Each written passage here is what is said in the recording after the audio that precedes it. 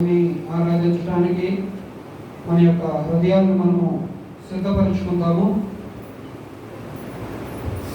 కీర్తనల గ్రంథంలో నుంచి యాత్ర కీర్తన 121, యాత్ర కీర్తన 121, 1 నుంచి 8 వచనాలు మార్చి చదువుకుందాము. కొండల తట్టు నా కన్నులు ఎత్తుచున్నాను, నాకు సహాయము ఎక్కడి నుండి వచ్చును?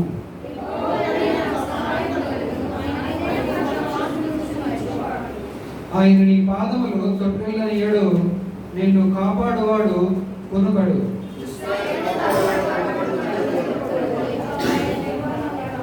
యెహోవాయే నిన్ను కాపాడువాడు, నీ కుడి ప్రక్కను యెహోవా నీకు నీడగా ఉండును.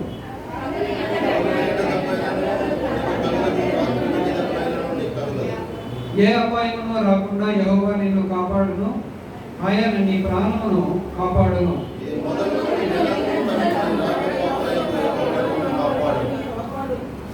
మంచిది. ఇక్కడ మనం దేవుణ్ణి ఆరాధించడానికి కొన్ని వచనాలు మనం ఇక్కడ జ్ఞాపకం చేసుకుందాము. మరి 121వ యాత్ర కీర్తనలో ఉన్నటువంటి కొన్ని అంశాలను మనము ధ్యానిద్దాము. మొట్టమొదటి వచనాన్ని కనుక మనం చూస్తే, కొండల తట్టు నా కన్నులు ఎత్తుచున్నాను, నాకు సహాయము ఎక్కడ నుండి వచ్చును అన్నది ప్రశ్న.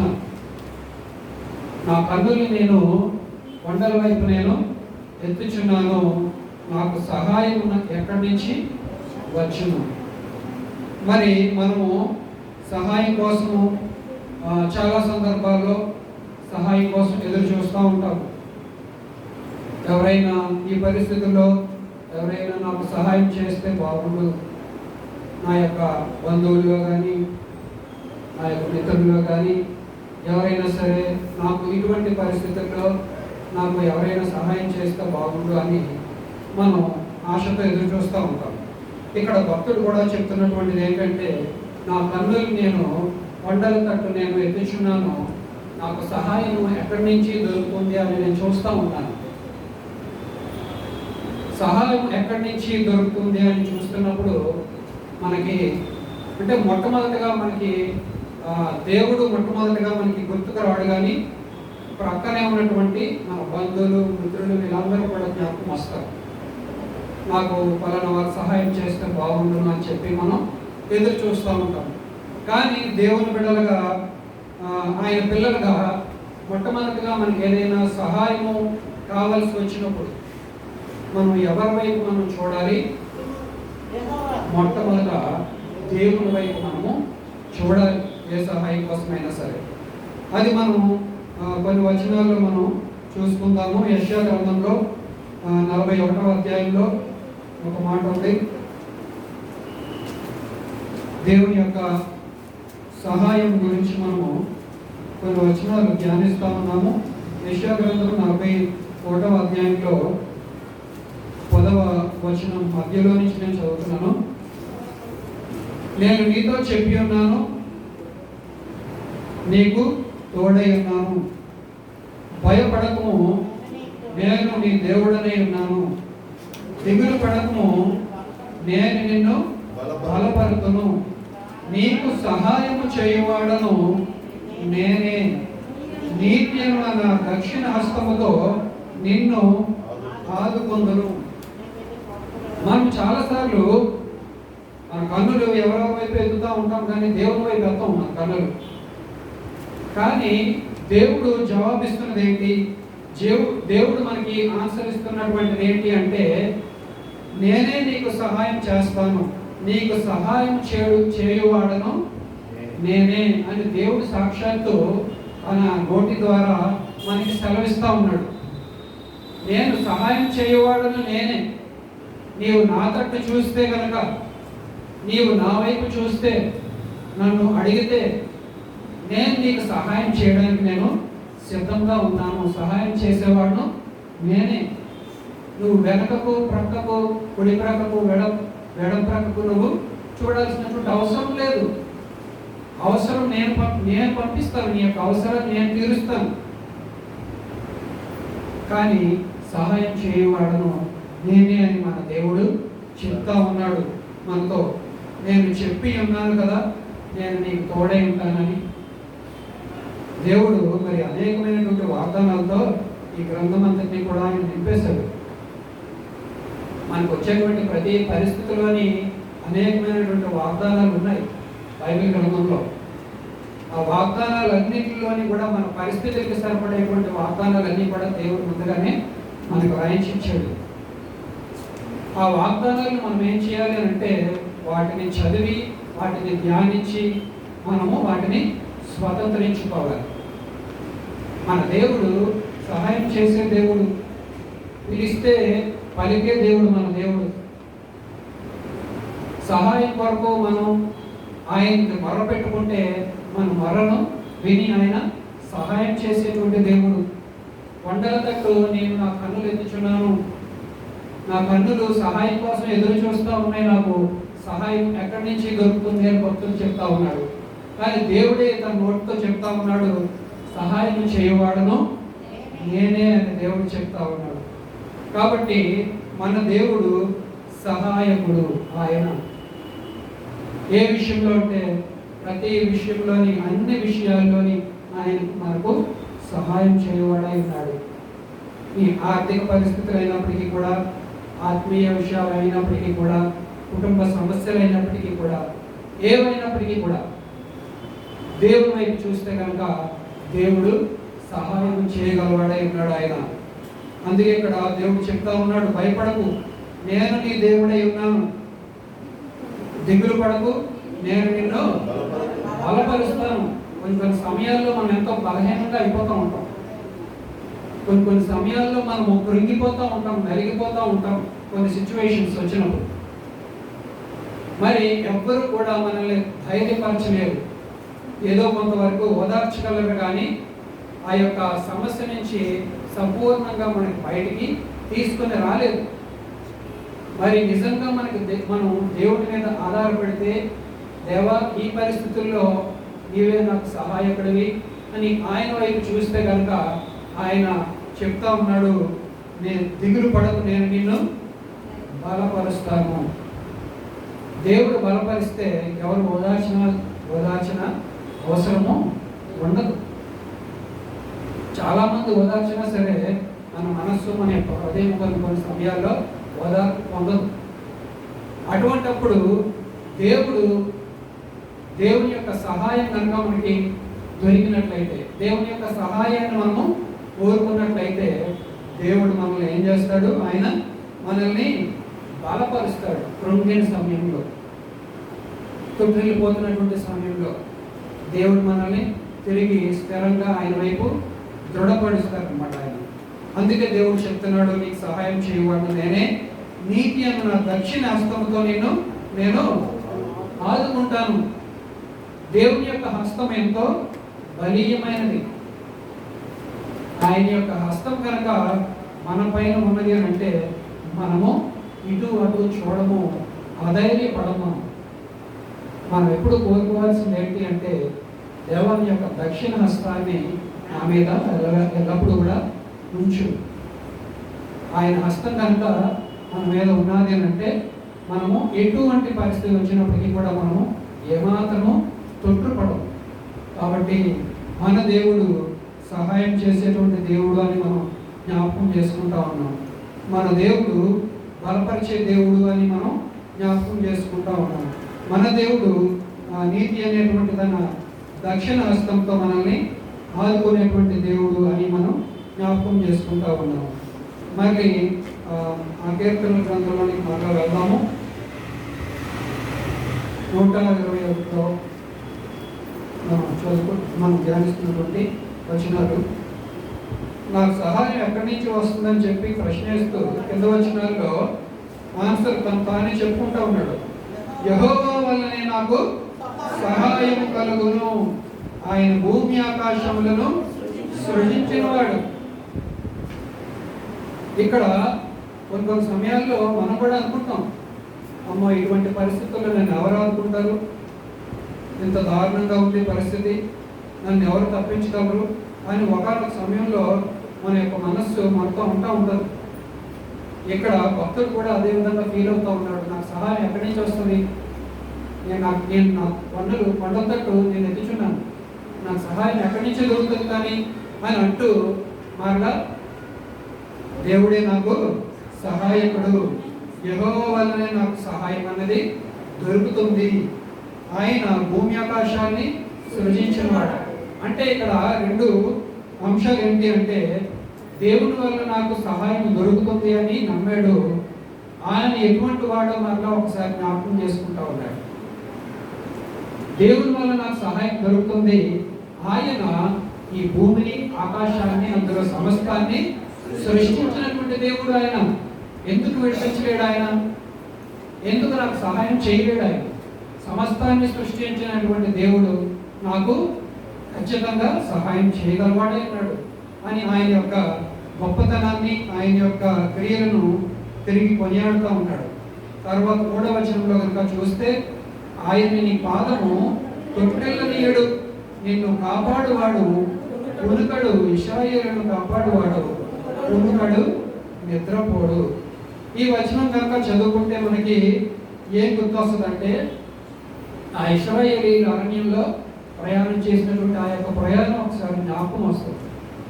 ఎందుకంటే ఇశ్రాయేలీయులు మరి అరణ్యం గుండా ప్రయాణం చేశారు.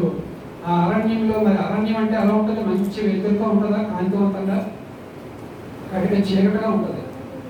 అటువంటి అరణ్యంలో ఇశ్రాయేలీయులు ప్రయాణం అయినప్పుడు ఆయన ఇశ్రాయేలీయులకి ఏ విధంగా తోడై ఉన్నాడు? ఆయన పగటి వేళ మేఘస్తంభంలోను, రాత్రి వేళ ఆయన అగ్నిస్తంభంలో ఉండి వాళ్ళందరికీ కూడా ఆయన వెలిగించాడు.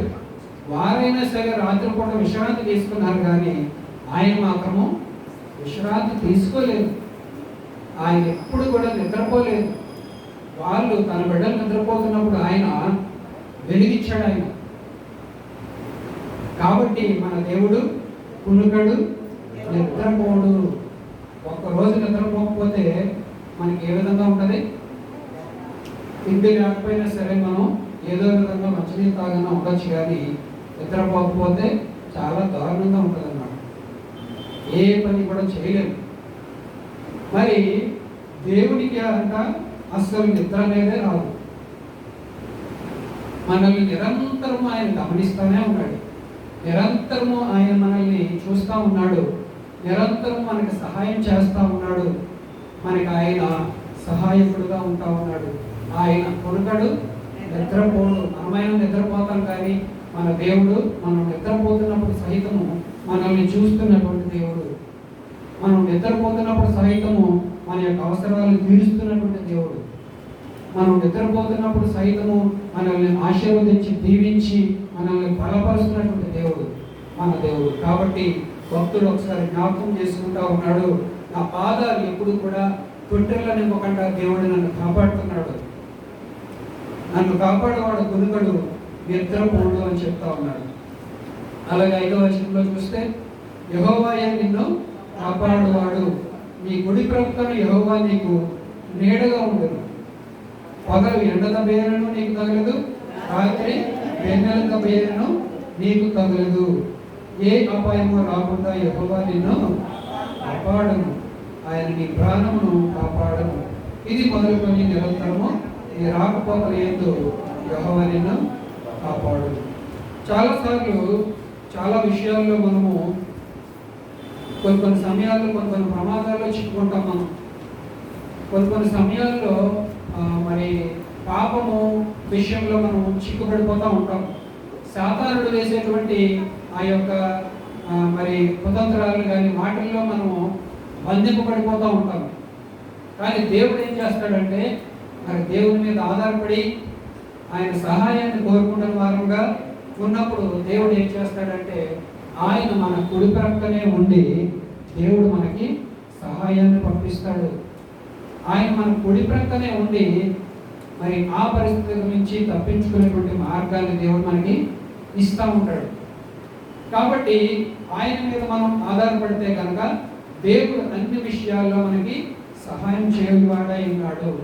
ఆయన నా కుడి ప్రక్కనే ఉన్నాడు, నాకు సహాయంగా ఆయన నిలబడి ఉన్నాడు అని చెప్పి మనము జ్ఞాపకం చేసుకోవాలి. ఏ అపాయమో రాకుండా మరి మనం కూడా మరి అనేక అపాయాలు చిక్కుపడుతున్నప్పుడు దేవుడు రెప్పపాటును మనల్ని తప్పించినటువంటి అంశాలు చాలా మందికి ఉంటాయి. నేను ఈరోజు చూస్తూ ఉంటే మరి ఆ రోడ్డు మీద ఎంత పెద్ద ప్రమాదం తప్పిందంటే అని చాలా మంది చెప్తూ ఉంటారు. మరి అటువంటి పరిస్థితులు కనుక జ్ఞాపకం చేసుకుంటే ఆ విషయంలో మనకు తెలియదు. ఏదో విధంగా నేను తప్పించుకున్నాను, లేదా ఏదో విధంగా అతను సైడ్కి వెళ్ళిపోయాడనో చెప్తూ ఉంటాం. కానీ దేవుడు నీ గుడి ప్రక్కన ఉన్నాడు. నువ్వు జ్ఞాపకం చేసుకో ఒకసారి. నువ్వు సేవిస్తున్నటువంటి దేవుడు నీ గుడి ప్రక్కనే ఉండి ఆ యొక్క పరిస్థితుల నుంచి దేవుడు నిన్ను విడిపించాడు, నా దేవుడు నన్ను తప్పించాడు అని మనం జ్ఞాపకం చేసుకున్నప్పుడు మన హృదయం నిండా దేవునికి స్తుతులు చెల్లించవచ్చు. కాబట్టి ఈ విధంగా దేవుడు మనకి ఎంతగానో సహాయకుడిగా ఉండి మరి మనల్ని ప్రతి పరిస్థితి నుంచి మనల్ని విడిపిస్తున్నాడు, తప్పిస్తున్నాడు. కాబట్టి మన యొక్క ప్రభువు మనం ఎంతగానో స్తుతులు వందనాలు చెల్లించాలి. కాబట్టి వీటిని బట్టి మనం మన ప్రభువుని ఆరాధన చేద్దాము. మరి యోహాను రాసినటువంటి మొదటి పత్రికలోకి వెళ్దాము. 2వ అధ్యాయము కొన్ని వచనాలు మనము ఈ వారం కొన్ని వచనాలు మనం ధ్యానిద్దాము. మిగతావి తర్వాత మరి మరలా మీతో పంచుకుంటాను. మరి మొదటి యోహాను రాసిన మొదటి పత్రికలో 2వ అధ్యాయము మొదటి నుంచి ఒక 6 వచనాలు ధ్యానిద్దాము. నా చిన్న పిల్లలారా, మీరు పాపము చేయకుండాటకై ఈ సంగతులను మీకు రాయిచున్నాను. ఎవడైనా పాపము చేసిన ఎడల నీతిమంతుడైన యేసు క్రీస్తు అను ఉత్తరవాది కింద ఫుట్నోట్లో ఆదరణకర్త తండ్రి యొక్క మనకున్నాడు. ఆయన ఏమంటది ఉందండి, నేనే ఎక్స్ప్లెయిన్ చేస్తాను, టైం లేదు మనకి. మరి ఇక్కడ మనకి రాస్తున్నటువంటి సంగతులు కనుక మనం గమనిస్తే, ప్రియులారా, మనం ఎవరైనా సరే పాపం చేస్తే ఆ యొక్క పాపం నుంచి విడిపించడానికి, ఆ యొక్క పాపాన్ని కడగడానికి ఒక వ్యక్తి ఉన్నారు. ఆయన ఎవరు అని అంటే ప్రభువైన యేసుక్రీస్తు వారు, నీతిమంతుడైన యేసుక్రీస్తు అని ఉత్తరవాది, అనగా ఆదరణకర్త తండ్రి యొక్క మనకు ఉన్నారని ఒకసారి జ్ఞాపకం చేస్తాం. మరి మనం రక్షింపబడినప్పుడు మన దోషాలన్నీ కూడా మనం కడిగి వేసుకున్నాం.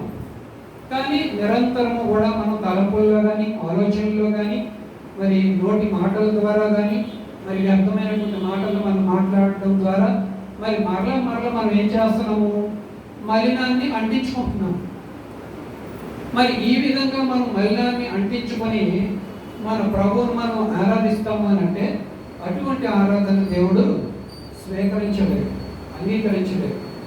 ఎందుకు అంగీకరించలేడు అని అంటే ఆయన పరిశుద్ధుడు, మనం కూడా పరిశుద్ధంగా ఉండాలి, మనల్ని మనం పరిశుద్ధ పరుచుకోవాలి. ప్రభు, నేను పరిశుద్ధుని కాను, మరి నేను ఏం చేయాలి అని అంటే నీ పాపాలన్నీ కూడా నా సన్నిధిలో ఒప్పుకుంటే నేను నిన్ను కడుగుతాను, నిన్ను నేను శుద్ధిపరుస్తాను, నేను నిన్ను శుద్ధిపరుస్తాను. అప్పుడు నువ్వు పవిత్రుడుగా మారుతావు. అప్పుడు మంచి మనస్సుతో, పూర్ణ మనస్సుతో నువ్వు నన్ను ఆరాధించు అని ప్రభు సెలవిస్తావు. మరి మనం తప్పిపోయినటువంటి అంశాలు కనుక ఒకసారి మనం జ్ఞాపకం చేసుకుంటే మన యొక్క ప్రవర్తనలో కావచ్చు, నోటి మాటలో కావచ్చు, తలంపుల్లో కావచ్చు, నిరంతరము ఏదో ఒక విషయంలో ప్రతి వారం మనం దేవునికి విరోధంగా తప్పులు, దోషాలు, అపరాధాలు దొర్లుతూనే ఉంటాయి. మరి దొర్లినప్పుడు ఒకసారి నేను కడగబడ్డాను కదా, మళ్ళీ నన్ను ఎవరు కడుగుతారు, ఆ పాపం నుంచి నేను ఎలా విముక్తుని అవుతాను నేను అని అనుకుంటే కనుక నీ పాపం ఎటువంటిదైనప్పటికీ కూడా, నీ దోషము ఎటువంటిదైనప్పటికీ కూడా తండ్రి యొక్క మనకు ఒక ఆదరణకర్త, ఉత్తరవాది మనకు ఉన్నారు అనేటువంటి విషయం ఇక్కడ జ్ఞాపకం చేస్తూ ఉంటాడు దేవుడు. ఆయన దగ్గరకు కనుక మనం వెళితే, ఆయన కనుక మనం ఆశ్రయిస్తే ఆయన ఏం చేస్తాడు, మన యొక్క దోషాలు ఏమైనప్పటికీ కూడా ఆయన మనల్ని కడిగి ఆయన పవిత్రపరుస్తాడు. కొంతమంది అనుకుంటారు, ఇంత ఘోరమైనటువంటి పాపం కదా, ఇలాంటి పాపాన్ని దేవుడు క్షమిస్తాడా? నేను అనేక సార్లు తప్పిపోయాను, దేవుని దగ్గర అడిగి అడిగి అడిగి మరలా నేను తప్పిపోతున్నాను చాలా విషయాల్లో అని అనుకుంటాం. కానీ నీ పాపం ఎటువంటిదైనప్పటికీ కూడా నీవు పూర్ణ మనస్సుతో కనుక నువ్వు వాటిని ఒప్పుకోవాలి. పూర్ణ మనస్సుతో ఒప్పుకుంటే దేవుడు వాటన్నింటినీ కూడా కడుగుతాడు, పవిత్రపరుస్తాడు. తర్వాత వచనం చూడండి, ఆయనే మన పాపాలకి శాంతికరమై ఉన్నాడు. కింద ఫుట్ నోట్లో చూస్తే ప్రాయశ్చిత్తమై ఉన్నాడు. ఆయనే మన పాపాలకి ప్రాయశ్చిత్తమై ఉన్నాడు. మన పాపాలకు మాత్రమే కాదు, సర్వలోకమునకు శాంతికరమై ఉన్నాడు. మరి నీ పాపాలు నా పాపాల కోసమే కాదు, కానీ ఈ సర్వలోక పాపాల కోసము ఆయన మరి ఈ లోకానికి దిగి వచ్చినట్లుగా మనం లేఖనాల్లో చూస్తాం. సర్వలోకానికి ఆయన శాంతికరమై ఉన్నాడు. మన పాపాలని క్షమించే విషయంలో ఆయన మరి దయ కలిగి ఉన్నాడు అనమాట. దయ కలిగినటువంటి హృదయంతో ఉన్నాడు. ఆయన ఎంతో కోపంతో కనుక మళ్ళా ఎందుకు తప్పు చేసామని చెప్పి అడిగినట్లయితే మనం దేవుని సన్నిధిలో మరి మన దోషాలు మనం ఒప్పుకోలేము. కానీ అటువంటి దేవుడు కాదు, మన దేవుడు అటువంటి దేవుడు కాదు. ఇకనైనా సరే నీ పాపాన్ని నువ్వు విడిచిపెట్టు, నీ అపరాధాలు ఎప్పటికైనా సరే నువ్వు నా దగ్గర ఒప్పుకో అనేటువంటి దేవుడు. అంటే ఆయనకు ఉన్నటువంటి లక్షణం ఏంటి అంటే దయ కలిగినటువంటి హృదయం కలిగినటువంటి వాడు మన దేవుడు. మరలా తప్పిపోతున్నప్పుడు మరలా మరొకసారి చేరదీసి ఆయన క్షమించేటువంటి దేవుడు. కాబట్టి వీటిని బట్టి మనం ఏం చేయాలి? దేవా, నీవు నా పాపాలను క్షమించేవాడు కనుక నేను దేన్ని కూడా లోపల దాచిపెట్టుకోను. నేను ప్రతిదీ కూడా నీకు తెలుసు. నీవు నన్ను చూస్తున్నావు, నీవు నన్ను ప్రతి క్షణము గమనిస్తున్నావు. నేనైనా పడుకుంటున్నాను కానీ నీవు ఉనికట్లేదు, నిద్రపోవట్లేదు. ప్రతి క్షణము నీవు నన్ను గమనిస్తున్నావు కనుక నేను నా హృదయంలో నేను దేన్ని కూడా పాపాన్ని నేను లక్ష్యం చేయను. వాటిని నీ సన్నిధిలో యథార్థంగా ఒప్పుకుంటాను అనేటువంటి మనస్సు మనకి ఉండాలని లేఖనం సెలవిస్తాము. తర్వాత 3వ వచనంలో చూస్తే, మరియు మనం ఆయన ఆజ్ఞలను గైకొని ఎడల దీని వల్లనే ఆయనను ఎరిగి ఉన్నామని తెలుసుకుందాము. కొందరు చెప్తారు, నేను మా ముత్తాతల దగ్గర నుంచి నేను క్రైస్తవుడేనండి అని చెప్తారు కొంతమంది. నేను ఎప్పుడో 30 సంవత్సరాల క్రితం బాప్తిసం పొందాను. నీవు మన బాప్తిసం పొందారు, 2-3 సంవత్సరాలు అవుతుంది. నేను ఎంత సీనియర్నో తెలుసా? నేను ఎప్పుడు 30 సంవత్సరాల క్రితం బాప్తిసం తీసుకున్నాను అని చెప్తారు. అని అంటూ మరి ఆయన ఆజ్ఞలను మాత్రము గైకొనేటువంటివి ఉండవు. ఎందుకంటే వాళ్ళ చేతలు నోటి మాటల ద్వారా చెప్తారు, నా పేరు పలానా డేవిడ్, నా పేరు పలానా సాల్మను అని ఏదో చెప్తారు. చెప్పి నేను ఇన్ని సంవత్సరాల నుంచి సీనియర్ని అని అంటారు. కానీ నువ్వు సీనియర్వా జూనియర్వా అనేది కాదు. దేవుడు ఏం చూస్తాడంటే నీవు నా ఆజ్ఞలను నువ్వు గైకుంటున్నావా లేదా. నువ్వు నిన్న మొన్నే రక్షణ పొందొచ్చు, లేదంటే నీ తాత ముత్తాతల దగ్గర నుంచి క్రైస్తవులుగా చలమని అవ్వచ్చు. నువ్వు మారు మనసు పొందేవా లేదా? నువ్వు నా ఆజ్ఞలు గైకుంటున్నావా లేదా? నీ ఆజ్ఞలు గైకొనడమా అంటే అయితే నువ్వు నా కుమారుడు కానే కాదు అని చెప్తాడు దేవుడు. యేసుక్రీస్తుని అనుసరించడం అని అంటే దేవుని యొక్క ఆజ్ఞలు మనము పాటించడం. అందుకే దేవుడిని నేను ఎరిగి ఉన్నాను అంటే దేవుని యొక్క ఆజ్ఞల్ని గైకొనాలి అని దేవుడు చెప్తా ఉన్నాడు కదా. అదే కదా ఇక్కడ ఉంది, ఏమనుంది? మనం ఆయన ఆజ్ఞలను గైకుంటే దీనివల్ల ఆయనను ఎరిగి ఉన్నామని తెలుసుకుంటాం మనం. అలాగే ఆయనను ఎరిగి ఉన్నారని చెప్పుకొనొచ్చు. ఆయన ఆజ్ఞలను గైకొనవాడు గైకొననివాడు అబద్ధికుడు, వానిలో సత్యము లేదు. దేవుని ఆజ్ఞలను పాటించకుండా నేను దేవుని బిడ్డని, నేను క్రీస్తు బిడ్డని, మా కుటుంబం క్రైస్తవ కుటుంబం అని చెప్పుకుంటే ఎటువంటి ప్రయోజనము లేదు. నీ కుటుంబం క్రైస్తవ కుటుంబం అని పిలువబడాలంటే, నీవు క్రైస్తవుడుగా ఉన్నావు అని చెప్పబడాలి అని అంటే దేవుని యొక్క ఆజ్ఞలను నువ్వు పాటించాలి, దేవుని యొక్క విధులను నువ్వు అనుసరించాలి. అప్పుడే మనం దేవుని బిడ్డలుగా ఉండడానికి అర్హత ఉంటుంది. మనకి రక్షింపబడ్డాం కదా, రక్షించబడిన తర్వాత యేసుక్రీస్తు నేను అంగీకరించాను కదా, ఇక నేను ఎలా జీవించినా పర్వాలేదు, దేవుడిని అంగీకరించేశాను, నేను పరలోక రాజ్యానికి వెళ్ళిపోతాను కదా అని అనుకుంటే అది పొరపాటు. నిరంతరము మనం ఏం చేస్తున్నాము? వాక్యం చదువుతున్నాము, అనేక వర్తమానాలను మనం వింటున్నాము. ఇవన్నీ ఎందుకు అని అంటే దేవుని యొక్క ఆజ్ఞల్ని విధుల్ని గైకొనడానికి, మన యొక్క విశ్వాసాన్ని మనము క్రియలో చూపించడానికి, దేవుని నేను ఎరిగి ఉన్నాను అని మన విశ్వాసం ద్వారా, మన క్రియల ద్వారా మనం ఈ యొక్క లోకానికి బహిర్గత పరచడము. అంతేగాని నేను క్రైస్తవుని అని నన్ను నేను గురించి చెప్పుకోవడానికి కాదు. నా క్రియలను బట్టి ఇతరులు ఏం చేయాలి? ఇతను ప్రభువుని నమ్ముకున్నటువంటి వ్యక్తి, అందుకే ఈ విధంగా జీవిస్తూ ఉన్నాడు అనేటువంటి సాక్ష్యం కలిగి ఉండాలి అన్నది ఇక్కడ దేవుని యొక్క చిత్తము. తర్వాత 5వ వచనంలో, ఆయన వాక్యము ఎవరు గైకొనునో వానిలో దేవుని ప్రేమ నిజముగా పరిపూర్ణమాయను. ఆయన యందు నిలిచి ఉన్నవాడనని చెప్పుకున్నవాడు ఆయన ఎలాగ నడుచుకొనినో అలాగే తానును నడుచుకొన బద్ధుడై ఉన్నాడు. మనం ఆయన యందు ఉన్నామని దీనివల్ల తెలుసుకొనిచున్నాము. మనం దేవుల్లో ఉన్నామని ఎలా తెలుసుకోవాలి అంటే దేవుడు ఎంతో క్లియర్గా రాయించి పెట్టాడు. ఏమని?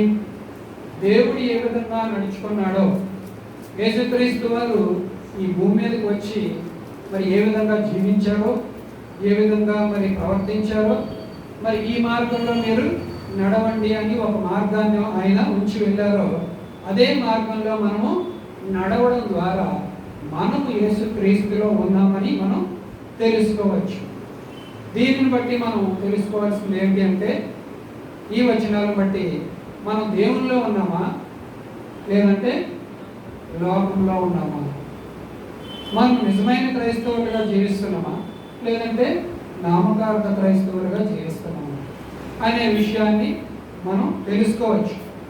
యేసుక్రీస్తు వారు ఏ విధంగా నడుచుకున్నారో ఆ విధంగా నడుచుకోవడం. అదేంటండి, దేవుడు ఏ విధంగా నడుచుకున్నాడో ఆ విధంగా నడుచుకోవడం మరి ఎంతో కష్టమైంది కదా, అది అసాధ్యమైంది కదా అంటే, దేవుడు మనకు సహాయం చేస్తాడు. ఇందాక మనం చదువుకున్నాం కదా, దేవుడే మనకి సహాయకుడు, నేను నీకు సహాయం చేస్తానని దేవుడు చెప్తున్నాడు. మనకి ఉండాల్సినటువంటి మనస్సు ఏంటి అని అంటే, ప్రభువా నీవు ఈ లోకంలో ఎంత నీతిగా, ఎంత నిజాయితీగా, ఎంత ప్రేమగా, ఎంత జాలిగా, కరుణగా నడుచుకున్నావో అటువంటి లక్షణాలతో నేను కూడా జీవించాలని అనుకుంటున్నాను. కాబట్టి ప్రభువా నీవు నాకు సహాయం చెయ్యు అనేటువంటి అడిగే మనస్సు నీకుంటే దేవుడు ఆ విధంగా జీవించడానికి దేవుడు ఎంతగానో సహాయం చేస్తాడు, ఇష్టపడుతున్నాడు ఆయన. ఎందుకంటే ఇక్కడ లేఖనాల్లో ఆయన రాయించాడు. చూడండి మళ్ళీ ఒకసారి, ఆయన యందు నిలిచి ఉన్నవాడని చెప్పుకున్నవాడు ఆయన ఎలాగ నడుచుకునో అలాగే తానును నడుచుకున్న బద్ధుడై ఉన్నాడు. మనం ఆయన యందు ఉన్నామని దీనివల్ల మనం తెలుసుకుంటున్నాము. అలాగే దేవుని యొక్క వాక్యాన్ని మనం గైకొంటే వానిలో దేవుని ప్రేమ నిజంగా పరిపూర్ణం అవుతుంది. అందరికీ కూడా దేవుని యొక్క ప్రేమ అనేది ప్రభు నమ్ముకున్న ప్రతి ఒక్కరికి ఉంటుంది.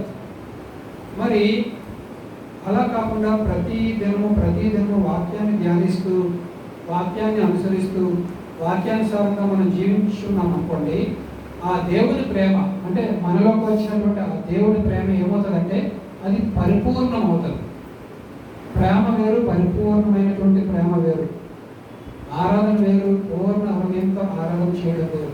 అందుకే కొన్ని పదాలు ఇక్కడ వాడడం జరిగింది బైబిల్ గ్రంథంలో. నీ పూర్ణ హృదయంతో, నీ పూర్ణ ఆత్మతో, ఎందుకు అది తగిలించారు? నీ హృదయంతో ఆరాధించు, నీ ఆత్మ ద్వారా ఆరాధించు అని చెప్పలేదు.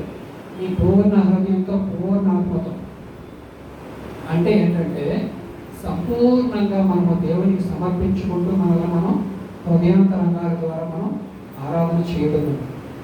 పూర్ణ హృదయం అంటే నేను ఇంకా పర్ఫెక్ట్గా ప్రభువా నేను నిన్ను ఆరాధిస్తున్నాను అంటే నీకన్నా ఇంకెక్కువ ఏది లేదు, నువ్వే అన్నిటికన్నా పైగా ఉన్నవాడు అని చెప్తూ, అంటే మన జ్ఞానం ఎంతవరకు అందుతుందో దేవుణ్ణి అర్థం చేసుకోవడానికి, దానితో మనము ఏం చేయాలి? మన ప్రభువును మనం పూర్ణ హృదయంతో మనం ఆరాధన చేయాలి.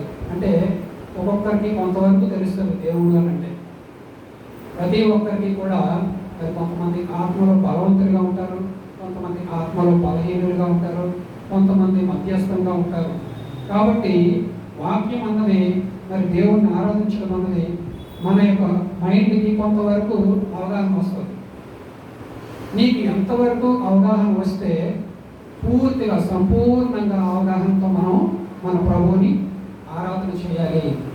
ఏదో పై మాటలతో పై వచనాలతో మన ప్రభువుని మనం ఆరాధన చేయడం కాదు.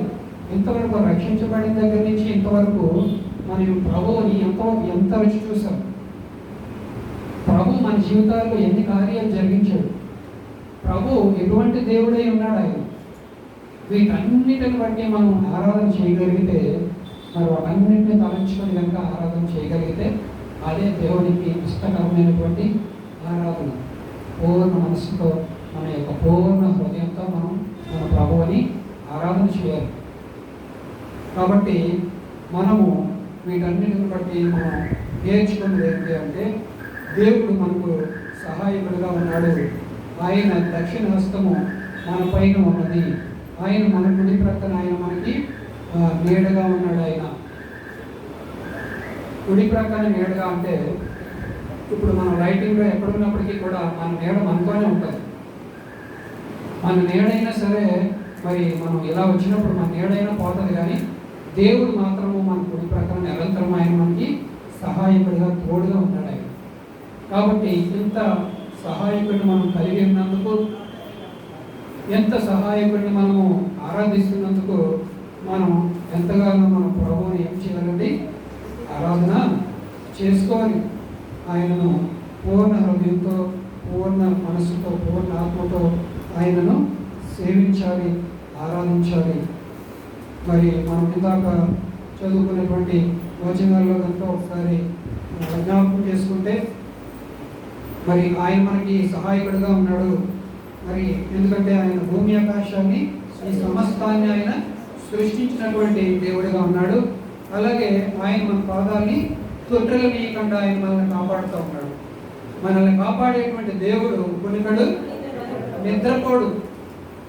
ఆ విధంగా మనల్ని కాపాడుతూ ఉన్నాడు. ఆయన ఎంతగా మనల్ని కాపాడుతున్నాడు అంటే, కునుకక నిద్రపోక నిరంతరము ఆయన మనల్ని కాపాడుతున్నాడు అనేటువంటి విషయాన్ని మనం జ్ఞాపకం చేసుకోవచ్చు. అలాగే దేవుడు మన కుడి ప్రక్కనే ఉన్నాడు నీడగా. పగలు ఎండ దెబ్బ, రాత్రి మరి వెన్నెల దెబ్బ అయినా సరే తగలకుండా మనల్ని కాపాడుతున్నాడు. అపాయము మన దగ్గరలో ఉన్నప్పటికీ కూడా ఆ అపాయం మన దగ్గరికి రాకుండా, మనల్ని సమీపించకుండా ఆయన అడ్డుపడతా ఉన్నాడు. అనేక మంది మరణాపాయాల నుంచి 2020లో చాలామంది బయటకు వచ్చారు. నేను కూడా